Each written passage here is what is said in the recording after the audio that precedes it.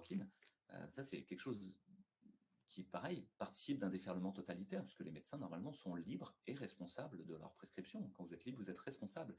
Jamais M. Véran ne viendra assumer pénalement ou civilement les conséquences de mes prescriptions. C'est moi, simple prescripteur, qui dois le faire. Donc, on a des stratégies alternatives qui sont intéressantes. On a encore d'autres stratégies alternatives qui sont d'essayer de bloquer cet orage inflammatoire qui arrive ensuite et qui est à l'origine de la gravité de la maladie, notamment par l'utilisation de corticoïdes ou d'autres immunosuppresseurs qui sont candidats. Je ne vais pas rentrer dans le détail. Tout ça pour dire que quand on fait correctement le job, finalement on arrive à des taux de létalité qui sont extrêmement faibles. Alors, est-ce que le vaccin pourrait avoir un intérêt? Pourquoi pas? Le vaccin est un outil comme un autre. Mais pour contextualiser le vaccin, on a un souci de dogmatisme au sein de la médecine et au sein de politique, c'est-à-dire l'idée du dogme, en fait. Vous l'avez signifié dans certaines de vos vidéos, mais la France et les pays latins, les pays méditerranéens sont des pays de dogme. Le dogme, c'est quoi? C'est la Vierge Marie, par exemple. Et si vous dites la Vierge Marie est peut-être pas vierge, elle a eu un enfant, ma foi, j'ai des doutes, vous êtes brûlé par l'Inquisition. C'est pareil pour la vaccination. Si vous commencez à dire, bon, attendez, la vaccination là, est-ce que c'est vraiment le bon outil? Est-ce qu'on peut regarder précisément? Vous êtes tout de suite taxé d'être anti-vax. Donc je crois qu'il faut simplement regarder en face le fait que ces mots étiquettes en fait écrasent la pensée, interdisent de réfléchir, et reprendre le titre du livre de Marshall Rosenberg sur la communication non violente qui s'appelle « Les mots sont des fenêtres, ou bien ce sont des murs ». En l'occurrence, chaque fois qu'on utilise ces mots de complotiste, rassuriste, anti-vax, pro-vax, mouton Covid, Covidio, sont des murs sur lesquels viennent s'écraser votre pensée. Vous ne pouvez pas la déployer et prendre un regard ample sur les phénomènes que vous constatez. Donc, en l'occurrence, il faut être critique sur ce vaccin et sur les vaccins. Et donc, se renseigner. Ça pourrait être une stratégie intéressante, mais puisqu'on a dit que la mortalité était faible, que la létalité était faible, ça veut dire que la balance entre le bénéfice et le risque va devoir être pesée très en faveur du bénéfice. Vous ne devez faire prendre aucun risque à une population qui va bien. Vous allez vacciner des gens en bonne santé qui ne vont pas être malades ou très peu malades si vous vaccinez en population générale comme ça a été proposé initialement. Et donc vous devez mettre votre curseur de sécurité extrêmement haut. Ça n'est pas le cas actuellement dans les décisions qui sont prises dans la précipitation et la peur. La précipitation et la peur ne sont jamais de très bons conseillers pour prendre une décision. Je ne crois pas avoir jamais pris dans ma vie une bonne décision dans ce contexte-là. Au contraire, les Grecs disaient il faut une époquée, c'est-à-dire suspendre le jugement. Absolument. Attendre et suspendre les jugements, l'époquée raisonnable. Et donc là, il y a besoin d'une époquée raisonnable. En l'occurrence, les seuls résultats que nous avons autour de cette vaccination, et notamment pour la vaccination ARN de Pfizer et de Moderna que vous avez rappelé, sont finalement des punchlines marketing de laboratoire, c'est-à-dire des espèces d'annonces de résultats intermédiaires sur les essais de phase 3. Les essais de phase 3, c'est les essais d'efficacité. Et puis, il faut rentrer dans les détails. Qu'est-ce que c'est que ces effets d'efficacité? Ce sont des essais qui sont destinés à essayer de montrer qu'à J28, il y aurait moins de survenue de formes mild to severe. Qu'est-ce que ça veut dire mild? Mild, ça veut dire modéré. Ça veut dire que quelqu'un qui aurait de la toux et un test positif à SARS-CoV-2, on considère que le vaccin, ça fait partie de ces formes qu'on va évaluer. Donc peut-être qu'on va trouver de l'efficacité, mais nous, on préférerait regarder sur vraiment les formes très sévères. Or, pour le moment, vous n'avez pas vraiment le détail. Vous avez un petit peu de détail, mais vous en avez très peu. Et surtout, c'est une analyse intermédiaire au niveau méthodologique. Ça ne se fait pas. Vous ne faites pas d'analyse intermédiaire. Le hasard aurait peut-être fait que dans la première partie de votre essai, vous auriez eu de la chance, et dans la deuxième partie, moins de chance. Donc en fait, c'est nul et non avenu. Vous ne devez pas réfléchir comme ça. Toutes ces annonces de 90%, 92%, 95% d'efficacité ne veulent juste rien dire. D'autres éléments de contextualisation que je peux faire au niveau législatif, c'est que les vaccins bénéficient d'une norme de mise sur le marché qui n'a rien à voir avec le médicament. Et ça, c'est très inquiétant. Ça veut dire que pour quelque chose qui devrait être très sûr, qui va être utilisé en population générale, vous devriez avoir au contraire énormément de sécurité sur la mise en place du vaccin. Semaine après semaine, mois après mois, tous les verrous juridiques ont sauté, législatifs ont sauté, sur les phases de mise en place du vaccin. On a accéléré les procédures de recherche, à tel point que même le PDG, qui s'appelle Thomas Madden de Acuitas Therapeutics, qui est celui qui fait les nanoparticules lipidiques qui entourent l'ARN, parce que l'ARN est quelque chose d'instable et qui est dégradé par votre organisme et dégradé dans l'environnement, donc il faut le stabiliser par des nanoparticules lipidiques qui l'entourent. Bah, lui, il a tout à gagner. Il a plein d'argent à gagner sur le fait de les développer rapidement. Mais il a dit lui-même, ça va trop vite, on n'a pas eu le temps de faire les tests de stabilité raisonnables. Donc, ça devrait vous laisser pantois. L'autre chose, c'est que les effets secondaires des vaccins, et là les Français vont peut-être le découvrir ce soir, mais ne sont pas remboursés par les firmes vaccinales. C'est une loi américaine, puis, et c'est vrai pour les anciens vaccins, hein, c'est une loi américaine, puis européenne. Là, je ne peux qu'abonder dans votre sens sur le fait que l'Europe constitue un guichet unique pour les multinationales qui leur permet de faire passer des choses qui sont absolument ahurissantes et que vous refuseriez au niveau national. Et permet de les faire passer, quoi. Plus c'est gros, plus ça passe, quoi, au niveau européen. Et donc, les effets secondaires sont remboursés par l'État. Mais l'État, c'est vous et moi, en termes d'argent. Et donc, le collatéral de ça, c'est que les entreprises vaccinales sont irresponsables dans le développement de leurs vaccins, puisqu'ils ne paieront rien sur l'aléa thérapeutique. Ils paieront peut-être un petit peu au pénal, s'ils sont attaqués au pénal. Mais sur l'aléa thérapeutique au civil, ils paieront rien, c'est vous et moi qui allons payer. Qu'est-ce que ça fait comme deuxième effet collatéral? Ça fait que l'État n'a pas intérêt à voir les effets secondaires. Et donc va provisionner la recherche sur les effets secondaires de manière très faible. Actuellement, on a un vrai problème de recherche euh, après la mise en place des vaccins sur les effets secondaires. Si vous regardez la bibliométrie, c'est-à-dire la quantité de publications qui ont été faites, de mots-clés indexés autour des effets secondaires des vaccins, en général, en fait, c'est très faible par rapport à n'importe quel autre champ de la recherche, parce que simplement, il n'y a pas d'argent. Et donc, les quelques équipes qui travaillent dessus sont des équipes extrêmement motivées et partiales, parce que ça veut dire que ce sont des gens qui se sont donnés pour mission de l'étudier. Et donc, leurs travaux vont être critiqués justement à ce titre. Vous êtes partial, vous voyez tout le temps des effets secondaires, vous voyez le mal. Donc vous avez un système qui est, voilà, il y a ce qu'on appelle une corruption systémique sur les effets secondaires de la vaccination. Là, on a parlé du vaccin Moderna et de Pfizer. Un mot quand même avant de conclure sur les vaccins chinois, russes. Et puis aussi, j'ai vu qu'il y a un laboratoire, enfin il y a un article des Échos qui parlait d'un laboratoire français, Venerva, quelque chose comme ça, qui veut faire un vaccin plus classique. Est-ce que à votre avis, il y a une différence de nature avec le vaccin chinois et le vaccin russe, ou bien Oui, les il y a une différence vaccins? de nature très importante et il faut insister sur le fait que le RNA, les vaccins à RNA sont vraiment du domaine de la recherche. C'est une pirouette intellectuelle qui est probablement très intéressante. Ça consiste à, plutôt que de donner la particule virale qui est chère, compliquée à mettre en place et qui prend du temps, à vous donner le message d'emblée. Le problème de ce message, l'ARN, c'est qu'il va rentrer dans votre cellule et c'est vous qui allez devenir la petite usine de production de ces particules virales potentiellement immunisantes. Mais peut-être que vous allez en fabriquer trop et donc être malade tout le temps, ou pas assez et ça va servir à rien, ou juste ce qu'il faut et ça va très bien marcher. Puis l'autre chose, c'est que cet ARN peut se rétrotranscrire potentiellement, notamment chez les gens qui sont porteurs du VIH ou d'HTLV1, qui ont Ah oui, c'est toutes les enzymes l'enzyme qui. transcriptase inverse, c'est ça? Exactement, une transcriptase réverse et une intégrase. Et Mais on c'est sait que vrai ça, l'hypo. c'est vrai ou c'est pas vrai? Parce que moi, je suis beaucoup moins connaisseur que vous, mais j'ai essayé de lire certains experts. Il y en a qui disent qu'il y a ce risque, d'autres qui disent qu'il n'y a aucun risque, que ça influe sur l'ADN. C'est quoi? Qu'est-ce qu'il faut en penser en définitive? Ah, il faut en penser que quand il y a un doute, il faut, c'est que vous n'êtes pas sûr. Michael Yeadon, qui est l'ancien chef du département de recherche sur les maladies respiratoires chez Pfizer, hein, et le docteur Wolfgang Wodarg, qui est pneumologue et ancien chef du département de santé publique, ont déposé le 1er décembre 2020 auprès de l'Agence européenne des médicaments responsable de l'approbation des médicaments à l'échelle européenne, une demande de suspension immédiate de toutes les études sur les vaccins contre le SARS-CoV-2, et notamment celui de Pfizer. Ah Et oui? ils invoquent cette chose-là. Il faut la lire parce que cette pétition, enfin, qui est appelée, donne beaucoup d'arguments qui sont très intéressants, et notamment l'idée qu'une des choses qui serait produite après la mise en place de cet ARN, c'est un élément de spike. Alors spike, c'est la petite protéine qui permet de rentrer euh, dans le récepteur ACE2 et de faire rentrer le virus dans la cellule. Et que dans spike, il y aurait des séquences qui sont homologues à la syncytine. La syncytine, c'est quoi? C'est quelque chose qui permet la placentation, c'est-à-dire la grossesse en fait. Et que si vous développez des anticorps contre ce petit morceau-là, peut-être vous risquez d'être infertile, d'être stérile. Donc on est vraiment sur un vaccin qui lutterait contre la vie au motif de protéger la vie. Et on est Euh, en train de jouer Ces avec le feu, doutes-là, en en fait, avec fait, cette doivent histoire. faire que vous devez mettre un moratoire, et c'est ce que proposent les deux médecins que je vous ai cités ici, qui viennent de l'industrie pharmaceutique, hein. Donc, on ne peut pas les taxer d'être des dangereux complotistes. Ils sont dans le système extrêmement mainstream et ils ont levé cette alarme-là.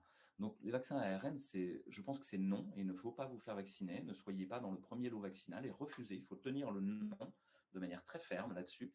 Il y a des Nous sommes dans risques une d'inflammation situation. aussi, je crois, hein, avec ces manipulations, non? Oui, oui, il y a énormément de problèmes. Mais ça ne veut pas dire qu'il pourrait ne jamais y avoir un vaccin efficace, hein, ou utile. Moi, je suis ni pour ni contre les vaccins. Je veux simplement évaluer un par un lesquels Oui, sont non, j'ai bien bénéfiques. compris. J'ai bien compris. C'est exactement ce que j'ai dit dans d'autres vidéos. D'ailleurs, le plus extraordinaire, enfin moi je trouve ça personnellement absolument incroyable, c'est la déclaration qu'a faite Madame Schiappa, qui est quand même ministre du gouvernement, et qui a dit que oui, bien sûr, elle se fera vacciner lorsqu'il sera confirmé que le vaccin n'est pas nocif. C'est-à-dire qu'on a un gouvernement quand même, excusez-moi, là je fais un petit peu de politique, mais enfin un peu beaucoup, on a quand même un gouvernement qui va imposer des vaccinations, notamment à des personnes très âgées et peut-être immunodéprimées dans les EHPAD, qui n'ont pas forcément la faculté de juger par elles-mêmes parce elles n'ont pas forcément un degré, leur dispositif cognitif c'est peut-être affaibli, je ne sais pas. Elles vont être sous pression et elles vont être utilisées comme cobayes en fait. Et puis on a l'impression que le gouvernement, une fois que ça sera, qu'on aura vu, là ils pourront éventuellement se faire vacciner. Moi je trouve ça inimaginable. Enfin, C'est ça devrait scandaleux, en être. fait. C'est scandaleux. De très C'est nombreux scandaleux. Vous médecins êtes d'accord d'EHPAD avec essayent ça? de réveiller l'opinion publique sur le fait que les personnes âgées ne sont pas des cobayes. Effectivement, ça ne fait pas partie du développement d'un vaccin de faire ensuite un essai de phase 4 sur des pauvres gens. Ce qui est drôle, pour revenir sur les politiques, il y a une petite vidéo très intéressante que vous pourrez essayer de retrouver sur Internet qui montre la première ministre australienne qui se fait vacciner. Mais si vous regardez la vidéo, il y a une main qui couvre le vaccin, et quand le vaccin ressort, il y a encore le capuchon en plastique sur le vaccin. Et donc elle fait semblant. Et Ah donc oui, vous non, avez des c'est gens qui atroce. font semblant, c'est un scandale incroyable. Euh, donc ils veulent bien que vous preniez des risques, mais pas eux. Je crois que ça va pas, qu'on a un vrai problème. Et c'est une autre chose qu'il faut regarder en face, c'est qu'il y a simplement trop d'argent dans cette histoire. Et quand vous avez trop d'argent, vous avez un problème de corruption systémique. Donc là, je crois qu'il va falloir que des journalistes d'investigation fassent le travail de trouver qui a reçu de l'argent, qui n'en a pas reçu. C'est extrêmement important puisqu'on a déjà le scandale du Remdesivir avec Gilead et je crois que la vaccination va procéder à peu près du même phénomène. J'ai fait, docteur Fouché, là aussi, enfin, je vois qu'on est en fait extrêmement d'accord sur tous les sujets. J'ai fait une vidéo là qu'on va sortir où j'ai regardé, alors simplement me renseignant comme ça dans la presse, mais en recoupant des informations, parce qu'il y a un grand flou sur le coût de toutes ces affaires. Et j'ai vu un article des Échos qui disait que l'Union européenne avait acheté, quand on accumulait les 6 laboratoires, ça faisait quand même 1,985 milliard de doses. Pour 447 millions d'habitants dans l'Union européenne, ça fait quand même beaucoup. Donc ça veut dire qu'il y a plus de la moitié qui normalement ne devrait pas servir, puisque si j'ai bien compris, il faut 2 doses. Mais le journal Les Échos disait qu'il y en aurait pour au moins 2 milliards. Mais c'est pas vrai, parce que j'ai regardé le prix des doses. Alors ça dépend, parce qu'ils n'ont pas le même prix. AstraZeneca n'est pas le même prix que le plus cher d'ailleurs, c'est Moderna. Mais en faisant le petit calcul, j'ai fait une vidéo là qu'on va sortir. J'arrive à un coût qui doit être de l'ordre de 21 milliards d'euros pour l'achat de ces doses.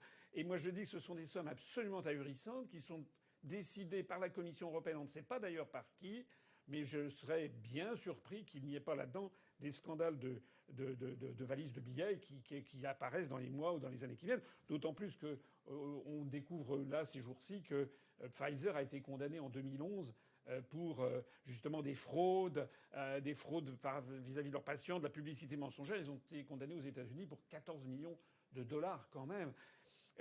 Docteur Fouché, on arrive là, on a dépassé un petit peu notre temps. Je voudrais quand même que vous nous disiez votre impression donc sur les vaccins russes et chinois, parce qu'on en a parlé, mais sans en parler. Vous considérez qu'ils sont plus fiables, plus sûrs, à votre avis? J'ai du mal à savoir parce que là, j'ai pas de publication Oui. scientifique à mettre sous la dent pour essayer d'évaluer. Donc, peut-être que ça procède un petit peu de la même narration qu'en Europe. Alors, on aimerait croire que les BRICS sont veillent au grain, enfin voilà, que ces États-là. Mais honnêtement, j'ai pas de réponse à vous offrir sur ce sujet-là. Par contre, je pense que c'est très bien que vous rappeliez que effectivement, les laboratoires pharmaceutiques ne sont pas vos amis, ne cherchent pas à vous soigner. Au contraire, ils ont tout à gagner à ce que vous soyez malade, et que donc il faut être particulièrement prudent. Ce sont des vendeurs de remédiation et donc il ne faut pas leur faire confiance par défaut. Au contraire, il faut bien regarder ce qui se trame. À la Commission européenne, enfin à l'Union européenne, Michel Rivasi, je crois qu'il est d'Europe Écologie Les Verts, œuvre à essayer d'ouvrir les contrats avec les différentes firmes vaccinales pour essayer de voir justement mais qui remboursera les effets secondaires, qu'est-ce qui s'est passé. L'autre élément sur lequel je veux rebondir sur ce que vous avez dit, c'est la notion que les Américains appellent cost effectiveness, c'est-à-dire dans quelle mesure ce que vous faites a un retour sur investissement. S'il faut 21 milliards pour essayer de diminuer un peu les formes graves, je vous assure, donnez-les-nous. On pourra faire beaucoup mieux avec juste de la pratique courante de soins, une meilleure organisation du système de santé. On arrivera à bien mieux prendre en charge les gens. L'autre chose que je voudrais dire, c'est que normalement, la loi vous protège de l'intrusion du prince dans votre corps. Vous devez consentir de manière éclairée à un traitement. La loi du 4 mars 2002, qui a été renforcée en 2008 encore, pour dire qu'il fallait votre consentement éclairé pour que on puisse vous administrer un traitement et que vous pouviez refuser, même au péril de votre vie, de recevoir un traitement. Ben, finalement, la vaccination fait voler ça en éclats, cette vaccination-là, les obligations vaccinales qui recourent. Et elle le ferait au motif que la vaccination serait altruiste. Mais c'est faux, puisque aucun des essais qui sont faits autour de la vaccination ne sont faits pour voir s'il y a une diminution de la transmission. Euh, Pas du tout, en fait. Donc, ça n'a juste aucun sens. L'autre chose que je voudrais dire sur la vaccination, c'est qu'il semble se concaténer avec euh, une sorte de rapt unilatéral du contrat social. Qu'est-ce que j'entends par là? L'idée que finalement serait annexé à cette vaccination l'accès aux soins, l'accès à l'école, l'accès aux avions, l'accès à tel ou tel endroit. Et vous le voyez déjà arriver de manière subreptice, puisque Kentucky Fried Chicken ou d'autres enseignes de restauration rapide vous donnent 15% de réduction si vous avez l'application anti-Covid. Qu'est-ce que c'est que cette renégociation C'est un unilatérale mélange du des contrat genres, oui. social? C'est quelque chose de très inquiétant en fait. Et quoi? Vous allez avoir des ristournes si vous êtes vacciné? Et quoi? Vous allez être interdit de participer à la vie sociale ou de voter si vous êtes vacciné? Pour moi, c'est quelque chose qui est absolument ténébreux. Hein, Christophe Barbier, le type à l'écharpe rouge là, de BFM, a tenu des propos qui devraient être retoqués immédiatement. Yannick Jadot aussi là, d'Europe Écologie Les Verts, vraiment ont mis en place une sorte de déferlement totalitaire, quoi. Et ça, rien que ça devrait vous dire, nous devons refuser cette affaire-là. Il ne doit y avoir aucun lien entre le fait de nous soigner et d'appartenir à la collectivité dans laquelle nous vivons. Docteur Fouché, je vous remercie. C'était passionnant. Un tout petit mot peut-être pour conclure. Moi, j'avais une dernière question à vous poser. Votre collectif Réinfo Covid, qui est-ce qu'on a pris l'initiative? C'est vous. Et il y a qui exactement dans ce collectif? Vous êtes combien? Qui est-ce qu'il y a? Alors c'est un collectif qui n'a pas de structure juridique, en tout cas pour le moment. Donc nous sommes un collectif informel et nous cherchons à rester sous les radars quelque part. Il n'y a pas d'argent, c'est quelque chose d'assez précieux. J'ai pu constater en étudiant un petit peu l'UPR avant de venir vous parler que c'était la même chose, que finalement vous étiez très transparent sur l'activité financière. Et, donc je suis très content d'être avec vous là-dessus. Et le principe même est le don, en fait, pour le moment, le don de compétences, d'intelligence. Donc le collectif initialement était un collectif de soignants, de médecins, de chercheurs, d'universitaires. Et puis par la force des choses, des citoyens nous ont rejoints, des chefs d'entreprise, des restaurateurs, des artistes. Et on est très attaché à ça parce qu'on pense qu'on a vraiment besoin de beauté dans le moment actuel. C'est quelque chose qui manque, on ne montre que de la noirceur, de la laideur et de la peur. Et on a posé d'emblée des raisons d'être. Ces raisons d'être sont au nombre de 4. La première est d'essayer de sortir nos concitoyens et nos décisionnaires de la peur. On pense que tout le monde a peur. Des gens qui ont peur du virus, des gens qui ont peur pour leur vieille maman ou pour leurs grands-parents, des gens qui ont peur des vaccins, de Bill Gates, de George Soros, peut-être qu'ils ont raison, des gens qui ont peur de perdre leur boulot ou qui l'ont déjà perdu, peur d'être à la rue, des gens qui ont peur de tous les côtés en fait. Et donc on cherche à lever cette peur parce qu'on pense qu'elle paralyse l'action, qu'elle interdit aux gens de rentrer dans la matière et de pouvoir interagir avec le monde. La deuxième raison d'être est l'idée de rouvrir l'espace du débat démocratique et scientifique, parce qu'on pense qu'il est complètement verrouillé actuellement. Le débat démocratique est confisqué en fait par une sorte de, nous on appelle ça un déferlement totalitaire. Ariane Billéran, qui est normalienne et qui travaille avec nous, qui est psychologue spécialisée dans la paranoïa et le pouvoir, euh, le décrit très très bien. On est dans un moment paranoïaque de l'humanité, comme il y en a déjà eu plusieurs fois. En fait, c'est pas quelque chose de nouveau, mais on voit tous les éléments se mettre en place de ce déferlement totalitaire sur un motif sanitaire. Et on a l'impression que des Khmers blancs, au sens de Khmer rouge, puis Khmer vert, puis Khmer bleu du néolibéralisme mondialisé, on a maintenant des Khmers blancs, technosanitaristes, qui ont pris le pouvoir sur nos vies. Cherche même à rentrer chez vous, en fait, à vous expliquer avec qui vous avez le droit de passer les fêtes et le nouvel an, et qui vous devez embrasser, ne pas embrasser. Cette intrusion interstitielle dans vos vies est insupportable, en fait. Vous l'avez déjà rappelé dans certaines de vos vidéos, je crois, mais on doit se prémunir de l'arbitraire du roi. Les Anglais ont inventé la Magna Carta et l'habeas corpus justement pour se prémunir de l'arbitraire du roi. Et on a un problème démocratique actuellement, à la fois dans cette intrusion et à la fois dans les prises de décision qui sont prises par un conseil scientifique et un conseil militaire. Ça nous semble absolument anormal et on cherche à rouvrir ce débat démocratique. On cherche à rouvrir le débat scientifique aussi. On pense qu'il a été absolument confisqué par la narration de la peur, de la précipitation. La science elle-même tombe finalement. On se rend compte que l'evidence-based medicine, nous on appelle ça comme ça, c'est la médecine basée sur la preuve, c'est-à-dire cette idée d'utiliser l'outil statistique comme un fil à couper le beurre méthodologique pour dire la vérité, est en fait un système industriel de création du savoir qui a toutes les subversions des modèles industriels, des modèles industriels quels qu'ils soient, c'est-à-dire qui sont sensibles aux enjeux d'argent, de rentabilité. Aujourd'hui, un chercheur publie pour avoir ce qu'on appelle des points SIGAPS qui rapportent de l'argent à son laboratoire. Il publie pour être professeur, il publie pour être agrégé, on publie pour passer sa thèse de sciences ou sa thèse de médecine. Et les enjeux ne sont plus de comprendre réellement, à telle enseigne que différents éditeurs en chef, que ce soit du New England Journal of Medicine, du Lancet et très récemment Kamran Abbasi du British Medical Journal, ont dit que la science était passée du côté obscur. C'est-à-dire qu'elle ne servait plus réellement à comprendre les maladies ou à soigner les gens ou à guider les médecins et les soignants dans leur pratique, mais bien à générer des profits. On a un vrai problème de ce côté-là et je crois qu'il est très intéressant de lire le dernier éditorial de Kamran Abbasi dans le BMJ qui s'appelle COVID-19, Politicization, Corruption and Suppression of Science. Et il parle assez spécifiquement des vaccins. Je trouve que c'est très, très riche d'enseignements. Donc on cherche à rouvrir le débat scientifique. L'histoire de Gilead et du remdesivir et de l'hydroxychloroquine est vraiment un point d'orgue en fait dans la crise qu'on traverse autour de cette création du savoir scientifique et médical. Euh, pour ceux qui douteraient encore, vous pouvez regarder le fait que toute l'équipe de l'IHU de Marseille et de Didier Raoult a mis l'ensemble de son jeu de données, son dataset, en libre accès. Et donc la démocratie scientifique qui n'existait pas, cette science participative qu'on appelait comme un vœu pieux depuis plusieurs années, en fait est mise en place par cette équipe même qui est critiquée sur sa transparence. Bah là, toutes les données sont transparentes. Ils ont même laissé toutes les autres équipes scientifiques y avoir accès pour publier à partir d'elles. Je vous interromps, vous parlez de Didier Raoult, personnalité ô combien médiatique et controversée. Je suppose que vous le connaissez bien. Est-ce qu'il fait partie de votre collectif? Non, Didier Raoult ne fait pas partie de notre collectif. Comme vous l'entendez dans les raisons d'être du collectif, on a une ambition politique, politique au sens noble du terme, c'est-à-dire s'occuper de la chose commune, de la vie de la cité. Euh, et Didier Raoult s'est toujours défendu d'avoir une vocation politique. Il reste sur cette posture scientifique, d'essayer d'élaborer le savoir, de défricher les mensonges et les vérités. Et donc, mais par contre, on est très en lien et on est très content qu'ils nous apprennent énormément de choses. Vous et moi avons appris plus de choses sur le Covid-19 par les vidéos YouTube de l'IHU que par n'importe quelle autre publication scientifique. Et ça, c'est quelque chose de très nouveau en fait en sciences.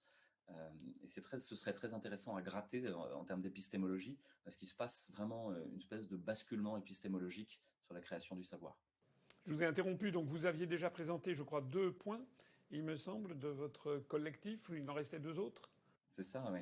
Euh, donc le premier était de sortir de la peur, le deuxième de rouvrir l'espace du débat démocratique et scientifique, et pour ce faire, d'aller créer nous-mêmes du savoir à partir de ce qui est là. Et tous ces scientifiques et ces universitaires qui sont avec nous travaillent d'arrache-pied. Moi, je suis extrêmement honoré d'être leur porte-parole, parce une grande partie de ce que je dis, finalement, c'est grâce à eux. Et en fait, on a des gens qui sont dans le don, qui font ça en plus de leur travail, de manière absolument bénévole, le soir, la nuit. On se réunit tard sur des réunions Zoom, comme on est en train de faire là, pour essayer de structurer tout ça et de le faire dans une optique d'éducation populaire, c'est-à-dire de donner un savoir intelligible. Parce qu'on pense que actuellement, les sophistes qui vous donnent une image du monde, qui sont les médias mainstream, en fait, sont des sophistes, comme dans la caverne de la République 7 de Platon, hein, c'est-à-dire vous brandissent des ombres et vous maintiennent au fond de la caverne, comme des esclaves enchaînés qui regardent des ombres s'agiter au fond. Et si vous essayez de tourner la tête vers la sortie de la caverne, vous réagite une nouvelle ombre ou quelque chose de nouveau et vous empêche de sortir. La troisième raison d'être du collectif, c'est d'essayer d'infléchir la politique sanitaire pour qu'elle soit plus juste et plus proportionnée, et d'essayer de proposer des solutions alternatives. Il ne s'agit pas simplement de s'opposer, de dire non, il s'agit d'être critique, et que de cette critique émerge quelque chose de constructif. Donc on a cette ambition-là d'influer la politique sanitaire. Et puis la dernière raison d'être, c'est de mettre en lien tous ceux qui veulent agir. Et ça, on peut le constater de semaine en semaine. On a isolé les gens, on les a mis seuls face à leur écran numérique, se faire hypnotiser toute la journée. On dit de longue à Marseille, se faire hypnotiser de longue par BFM TV pour les maintenir dans la peur, la culpabilité, avec une espèce de scansion traumatique extrêmement brutale, hein, qui est dans un registre psychologique de l'ordre des enfants battus, en fait. Hein. C'est comme quelqu'un qui vous retaperait dessus systématiquement, voilà, pour vous maintenir sous sa coupe, dans ce qu'on appelle le triangle de Karpman, la victime, le bourreau et le sauveur. Donc les gens oscillent entre être la victime, le sauveur et le bourreau, et de même du côté du pouvoir politique, médiatique et économique. Donc nous, on cherche à mettre en lien tous ces gens qui sont isolés, à ce qu'ils puissent avoir des mains dans la matière, à ce qu'ils puissent recommencer à pouvoir interagir avec le monde, parce que actuellement, nous sommes maintenus dans un état d'impuissance systématique, comme face à un mur de verre où rien ne pourrait changer, même si les gens sont conscients et sont aussi conscients de leur impuissance. Et on cherche à redonner de la puissance aux gens, à leur permettre de se réindividuer et de pouvoir interagir. Interagir les uns avec les autres, parce qu'on pense que les humains sont des êtres de lien, des êtres d'amour, des êtres de partage. Ils ne sont pas faits pour vivre masqués, loin des autres, en ayant peur les uns des autres. Loin de là, nous sommes des êtres politiques au sens noble du terme. L'humain est un animal politique, une citation. Et comment est-ce qu'on fait ça? On permet à des collectifs de se former localement, partout en France en fait. Et il y a même des bébés réinfo-Covid qui sont en train de se former un petit peu partout, c'est-à-dire des antennes locales. Et on est dans une structure qui est dans une gouvernance très alternative. Hein. On essaie de maintenir le juste niveau de tension entre la raison d'être collective, ou les raisons d'être dont je vous ai parlé, et l'étincelle individuelle, permettre aux individus d'émerger sans qu'ils deviennent des tyrans, et puis sans non plus que l'horizontalité soit absolument bloquante ou paralysante pour les gens. Donc, ni une tyrannie communiste, ni une tyrannie néolibérale du start-up soi-même, mais dans la juste interaction entre les deux. Et donc, les gens nous écrivent individuellement quand ils sont perdus ou seuls, et puis on les met ensemble, en fait. On les rapproche de collectifs locaux, et c'est une grosse partie de notre travail. Ben écoutez, merci de toutes ces précisions, parce que je découvre, et j'imagine que tous nos auditeurs découvrent avec moi. On vous connaissait pour des interventions sur des sujets beaucoup plus pointus, ponctuels concernant la question de la Covid-19. Mais je vois que le collectif dont vous êtes le porte-parole, finalement, que vous l'avez très bien décrit, a quand même une vision assez noble et haute de la situation, et vise aussi à l'éducation populaire, à la mobilisation, à dépasser finalement la simple question de la Covid-19 pour porter, si je comprends bien, un regard sur l'évolution de nos sociétés contemporaines, évolution qui pose quand même de nombreux problèmes. Et j'ai bien aimé votre analogie avec les Khmers blancs. Ça, je le ressortirai peut-être. Je le prendrai peut-être à mon compte. Vous pouvez me le Louis voler, Fouché. tout est en open source, vous pouvez tout reprendre, nous sommes en Oui, c'est comme licence. tout à l'heure, vous avez gentiment dit que c'était un peu le cas de l'UPR. Nous aussi, depuis que j'ai créé ce mouvement, tout ce qu'on publie est toujours gratuit. On diffuse d'abord et avant tout de l'information pour que les gens se réapproprient le savoir. Savoir et pouvoir, hein, disait Michel Foucault, qu'ils puissent se réapproprier le savoir. Et puis ensuite, là où ce que j'aime bien dans ce que vous dites aussi, c'est ce côté bénévolat avec des gens qui se mobilisent. Moi, j'avais une dernière question à vous poser. C'est quoi les liens, pas seulement vous, mais des personnes qui sont dans votre collectif, les liens que vous avez avec l'État, avec la NSM, avec le ministère de la Santé? Est-ce que vous avez des liens? Est-ce que vous leur parlez? Parce que là, lors de la conversation que nous venons d'avoir, j'espère qu'on va avoir des dizaines, peut-être plusieurs centaines de milliers de vues sur cette vidéo. Les gens qui vous écoutent, qui nous écoutent, à mon avis, sont frappés par comment dirais-je, la bonne foi, l'honnêteté intellectuelle qui est la nôtre, Et est-ce que quand vous parlez à des gens du ministère de la Santé, de la NSM ou de Dieu sait où, est-ce que vous avez le sentiment de cette même honnêteté foncière de gens qui cherchent le bien commun, hein, la res publica, ou bien de gens qui, de toute façon, ont une idée préconçue et de toute façon appliqueront une politique, quoi que vous puissiez leur dire comme argument? Une partie de la réponse peut résider dans la lecture de deux publications de la Haute Autorité de Santé, qui est haute et autoritaire, hein, donc déjà son nom vous dit un peu la couleur. La Haute Autorité de Santé a publié un premier communiqué disant ben, nous ne savons rien de ces vaccins, s'ils sont efficaces, s'ils ne sont pas toxiques, s'ils ne sont pas dangereux, etc. Quelque chose d'assez honnête en fait sur l'état de la connaissance. Et puis un deuxième communiqué d'emblée, en même temps, le et en même temps, vous savez, Oui. ce fameux et en même temps qui est le premier cours de programmation neurolinguistique, hein. C'est-à-dire que si vous dites mais c'est le grand annulateur, donc il faut toujours dire et en même temps pour pouvoir mentir éhontément en permanence et laver le cerveau des gens. Le deuxième communiqué, c'était il faut augmenter l'acceptabilité vaccinale. Et donc, nous devons intervenir dans les réseaux sociaux avec des leaders d'opinion. Nous devons faire taire les voix dissidentes ou ceux qui critiqueraient la vaccination. Nous devons faire un lavage de cerveau médiatique extrêmement intense pour que l'acceptabilité du vaccin soit de toute manière maximale. Donc vous avez les deux à la fois. Et donc c'est une partie de la réponse à votre question. C'est que je crois dans toutes ces instances dirigeantes, nous avons un problème de corruption systémique. Systémique, ça veut dire que ce n'est pas forcément les gens qui sont méchants. Ils sont pris dans un système qui est devenu fou. Mais que ce système se désagrège de tous les côtés. Et quand le système se désagrège, les grains qui le composent s'échappent. Et là-dedans, vous allez avoir quelques pervers paranoïaques. Et je dis pervers paranoïaques parce que je le pense. Je pense que l'argent et le pouvoir drainent la perversion et la paranoïa. Les gens normaux, ils ont un peu de pouvoir, un peu d'argent, ça leur va, quoi. Ils n'ont pas besoin. Voilà, un restaurateur du coin, il est content comme ça, quoi. Il n'a pas besoin de devenir une multinationale. Aujourd'hui, nous sommes dirigés par des multinationales qui sont les structures les plus perverses et les plus paranoïaques, paranoïa, j'entends qu'elles décident d'imposer aux autres leur vision du monde de manière unilatérale. Et perverse en ce sens qu'elles tournent en permanence le langage, les pensées, les émotions pour aller vers leur dessein. Donc nous avons un système qui est malade, mais il en émerge très peu d'individus qui, eux, sont malades et qui, en fait, ont orchestré et mis en place ce système, et une immense majorité de gens bien. Et ça, c'est extrêmement rassurant. C'est que la science se désagrège et vous voyez apparaître les scientifiques intègres et honnêtes. Et puis les quelques-uns qui passent dans les plateaux télévision, qui en fait sont extrêmement malhonnêtes, extrêmement corrompus. La politique est en train de se désagréger. Actuellement, hein, voilà, les votes, la loi de bioéthique a été votée à 35 députés à 3 heures du matin, sur quelque chose qui concerne absolument tout le monde. C'est un scandale sans précédent. Les gens devraient descendre dans la rue pour ça. Et donc, nous allons voir émerger les politiciens intègres et honnêtes, et les quelques-uns pervers et paranoïaques. Voilà. Pour ce qui est de la relation que nous avons avec eux, en fait, aucune. Nous sommes sous le coup d'une omerta, à la fois médiatique et à la fois, c'est-à-dire que quand je suis invité sur un plateau de télévision mainstream, en gros, c'est pour un dîner de cons. C'est-à-dire, on vous laisse 3 minutes entre deux commercials ou entre deux autres personnes qui vont dire l'inverse. Sur BFM, on vous mettrait un bandeau complotiste en même temps, Macron, le nouveau génie, de l'autre côté, en même temps que vous essayez de dire quelque chose. Je connais tout ça, oui.